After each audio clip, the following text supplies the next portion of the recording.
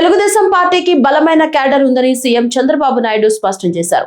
తెదేపా నూతన కార్యవర్గ ప్రమాణ స్వీకార కార్యక్రమంలో మాట్లాడిన ఆయన పార్టీ 44 ఏళ్ల ప్రయాణంలో ఎన్నో సంక్షోభాలు ఎదురవుతున్నా పసుపు జెండా పౌరుషం తగ్గలేదన్నారు. ఒక్క ఓటమితోనే ఇతర పార్టీలు కుంగిపోతున్నాయని, కానీ తెలుగుదేశం గెలిచినా ఓడినా గర్వంగా నిలబడే పార్టీ అని పేర్కొన్నారు. వచ్చే ఎన్నికల్లో 2024 కంటే అధిక ఓట్లు సాధించాలనే లక్ష్యంతో ముందుకు సాగాలని కార్యకర్తలకు పిలుపునిచ్చారు.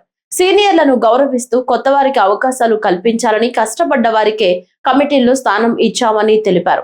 కార్యకర్తే అధినేత అన్న సిద్ధాంతాన్ని ఆచరణలు చూపించామని చంద్రబాబు పేర్కొన్నారు. కేంద్రంలో పదవులు ఇచ్చాం, మంత్రులు చేసుకున్నాం.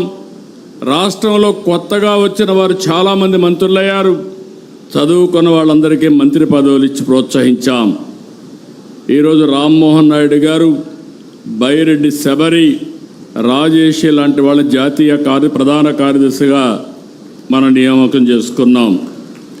ప్రతిపక్షంలో యువ గళంలో ప్రజల్లో చైతన్యానికి, పార్టీ విజయానికి ఆ రోజు లోకేష్ దోహదం చేశారు. పార్టీ నిర్మాణం, ట్రైనింగ్ క్లాసులు సహా ప్రతి అంశంలో లోకేష్ చాలా కృషి చేశారు, నేను చూశాను. టెక్నాలజీ అడాప్షన్ మొదలుకొని కార్యకర్తలకు సంక్షేమం, 5 లక్షల రూపాయలు యాక్సిడెంట్ ఇన్సూరెన్స్ ఇచ్చిన ఏకైక పార్టీ, సమర్థవంతంగా నిర్వహించే పార్టీ తెలుగుదేశం పార్టీ.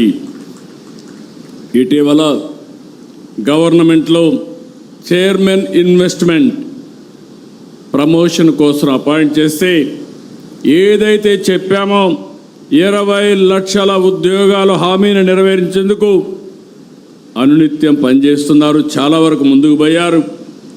నిన్నే ఆర్సెలర్ మిత్తల్, ఎస్టర్డే గూగుల్, ఇలాంటి ప్రతిష్టాత్మకమైన కంపెనీలు, వరల్డ్ బెస్ట్ కంపెనీస్ అన్నీ ఆంధ్రప్రదేశ్కి వచ్చాయంటే అది లోకేష్ చూపించిన చొరవ అని చెప్పి కూడా నేను మీకు తెలియజేస్తున్నా.